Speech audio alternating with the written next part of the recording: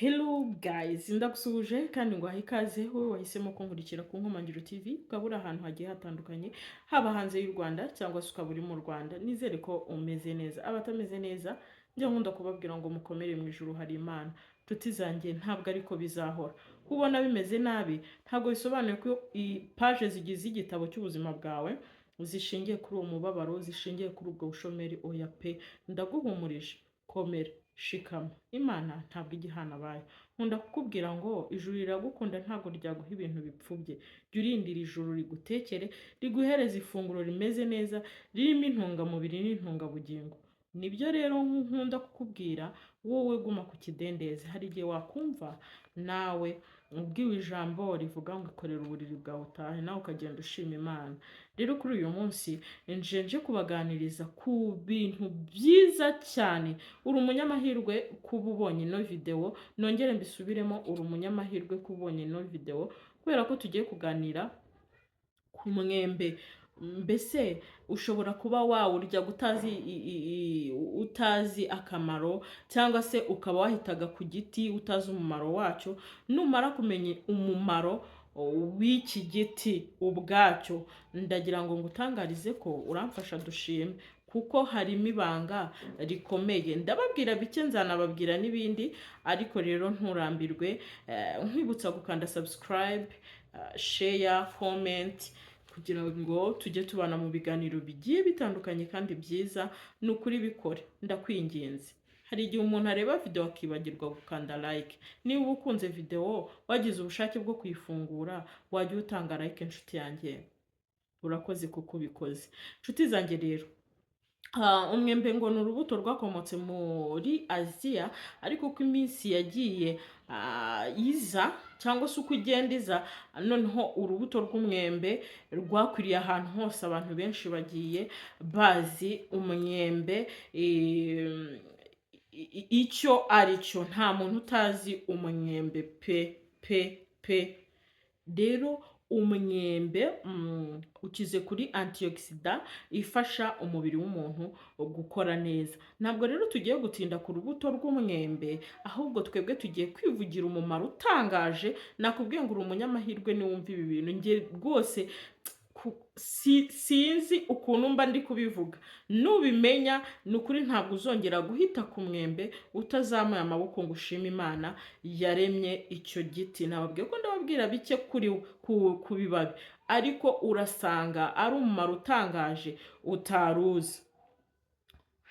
Imyembe rero ikize kuri vitamine A na C, kandi nanone inshuti zanjye, twibukiranye ko iyi vitamine C iyo yabuze mu mubiri w'umuntu, ni hahandi agira ibikomere bigatinda gukira, cyangwa se bikanananirana gukira.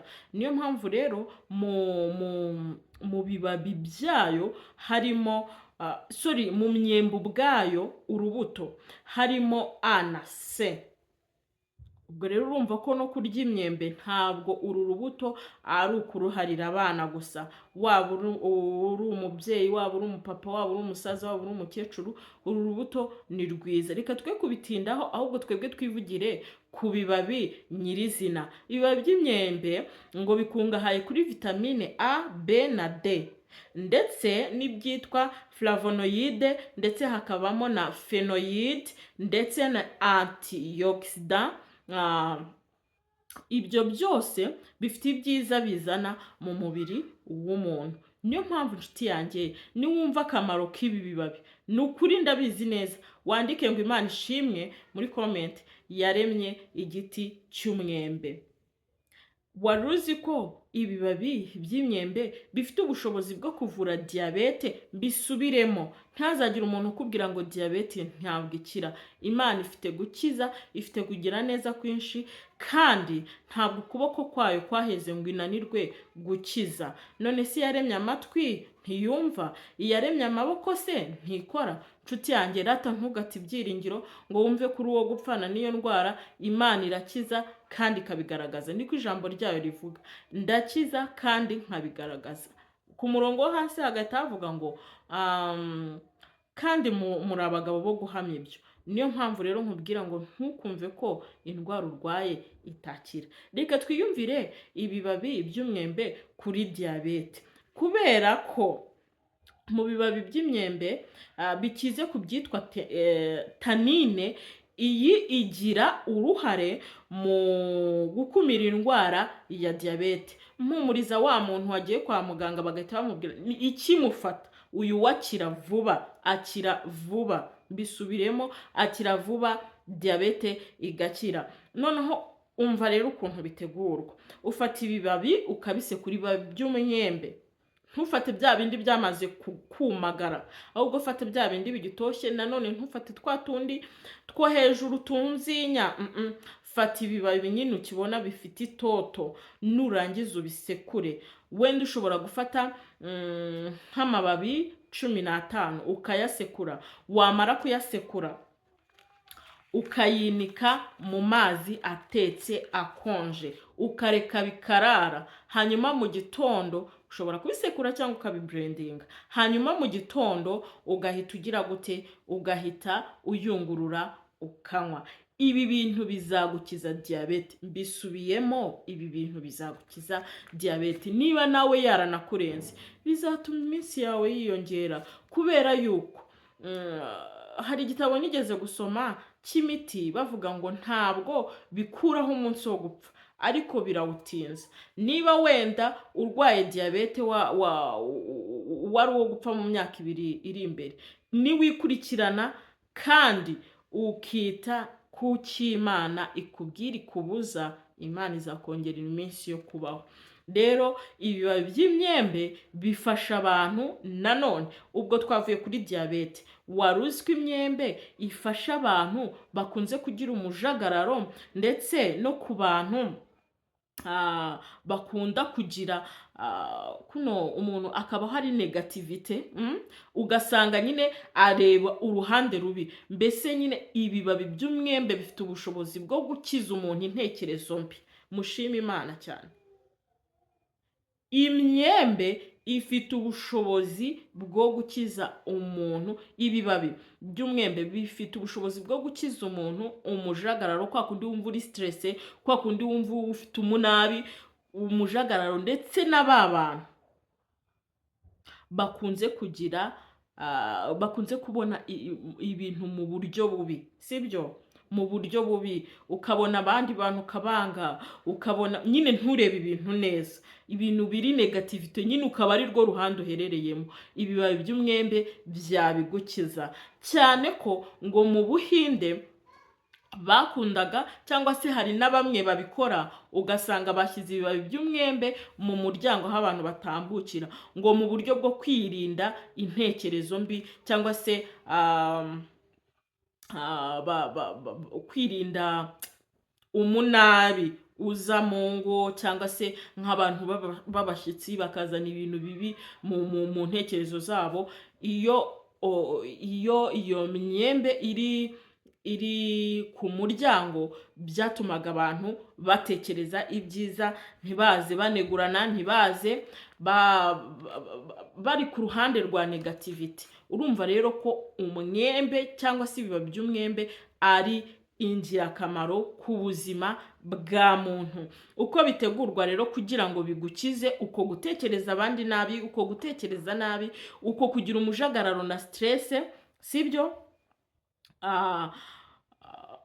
Uko bitegura, uteka amazi arimo ibyo bibabi, noneho ukabinywa nk'icyayi. Fata ibibabi 15, nurangiza uteke muri litiro y'amazi uyinywe ku munsi. Bizatuma wirinda stress, kandi mbibutse ko uretse ko nari no kubivuga, ubinywa ariko ubizi neza yuko iyi myembe cyangwa se ibibabi by'imyembe bituma ushobora kugabanya ibiro. Niyo mpamvu rero imyembe cyangwa se ibibabi by'imyembe ari byiza ku buzima bwacu. Noneho rero ibibabi by'umwembe kandi bifasha wa muntu urwaye umuvuduko w'amaraso. Nigeze nabivugaho hashize amezi nkangahe, ariko nongeye kubigarukaho. Wowe ufite ikibazo cy'umutima utera nabi, biba bifite ubushobozi bwo gukiza umuvuduko w'amaraso, ndetse bifite ubushobozi bwo gutuma umutima ukora neza no gukomeza imitsi inyuramo. Noneho rero uko bitegurwa uri kuvura umutima cyangwa se uri kuvura uyu muvuduko w'amaraso, nabyo ubiteka nk'icyayi nk'uko nabivuze haruguru, nabwo ubiteka nk'icyayi. Noneho ngo binakora no ku ndwara zibasira inzira z'ubuhumekero nka asima, bronchite, ibintu nk'ibyo. Kubinywa wongeyemo ubuki. Iyo uri kuvura indwara z'ubuhumekero unywa ibibabi, uteka ibibabi by'imyembe nka kwa kundi nabikubwiye, ibibabi 15, hanyuma washyira mu itase ukaza gushiramo ubuki. Wa muntu urwara asima, kunywa iki cyayi cy'umwembe ni ingenzi cyane. Uko ukinywa ushiduka wakize. Mwari muzi yuko nanone ibibabi by'umwembe bishobora kugukiza ubushye? Uti babitegura gute? Fata amababi y'umwembe yumye, nurangiza ufate umupfundikizo ucane, numara gucana ureke iyo myembe cyangwa se numara gucana ureke iyo myembe ishye cyane. Iryo vu rero, ushobora kugira ibyago umwana wawe agashya ako kanya, ushobora kugira ibyago nawe ugashya. Rero ufata umupfundikizo ushyireho ayo mababi y'umwembe, nurangiza urasireho ikibiriti, agurumane, ivu rivuyemo urishyire ahantu wahiye cyangwa se umwana yahiye hose. Bizatuma kira vuba, bitume n'uburibwe. Mbese mu bibabi by'umwembe harimo ikinya. Shima Imana cyane yaremye ibimera. Harimo ikinya gituma umuntu atagira ububabare, na kwa kundi akana gashobora gushya kakaribwa, haba harimo ikinya cyuma vuba aho igikomere aho yahiye, ndetse akanakira ububabare. Noneho rero hari ba bantu nanone, ubwo kubushye twavuyeho, hari ba bantu nanone bigirira ikibazo cyo kugira gute, cyo kurwara mu matwi, sibyo? Uburibwe bwo mu matwi ni gute babigenza? Nshuti zanjye bakunze, hari ukuntu umuntu arwara mu matwi, noneho akaribwa cyangwa kumva injereri. Ariko iyo ufashe amababi noneho ukayablendinga cyangwa ukayasekura, warangiza ukayashyira mu mazi ayabize ashyushye cyane, ukabishyira nko mu kabora cyangwa se ukabishyira mu gasafuriya, ariko ntubiteke. Noneho warangiza ukayungurura, noneho ukazajya ufata akajojoba. Ushobora gukoresha kano kantu k'urushinge, sirendire hajya bakita ngo kisinzi, sinibuka, kano kantu k'urushinge kaba kwa muganga, sinibuka uko bakita, kariya nyine bakururisha umuti. Nawe ukagakora, ugashyiramo ibijojoba 2 muri buri gutwi. Ugutwi kwawe kurakira neza rwose. Ibibabi by'imyembe bifasha mu kongera ubudahangarwa bw'umubiri, bityo bikawurinda kuba wafatwa n'indwara zitandura ariko zidakira. Iyo rero ufite ubudahangarwa bw'umubiri wawe bukiri hasi cyangwa se bwarangiye, iyo uri gukunda gukoresha ibibabi by'umwembe, ushobora kubyihekenyera, ushobora kubinywa mu cyayi nk'uko nabikubwiye, umubiri wawe usubira kuri gahunda. Kandi nanone ibibabi by'imyembe birinda ububyimbe, kubyimbagirana, ndetse no kugabanya ibiro. Nabikubwiye, kuva uyu munsi, deka ngarukira, kuva uyu munsi inshuti yanjye, ndakwinginze ujye ukoresha imyembe wivuriza indwara zose nkubwiye, kandi nukuri bizakugirira umumaro cyane cyane cyane cyane. urakoze kuba wakurikiye ino video, tukaba turangije kuvuga ku byiza by'umwembe cyangwa se ku byiza by'umumaro w'ibibabi by'umwembe. Ni byiza ko atari ugusoroma ruriya rubuto rwonyine, ahubwo ujye wibuka no gusoroma ibibabi by'umwembe. Ni ingirakamaro cyane. Nongere nkwibutse gukanda subscribe, share and comment ndetse na like. Noneho sinkwibukije kanda subscribe inshuti ya. Niba unyuzwe n'iki kiganiro kanda like.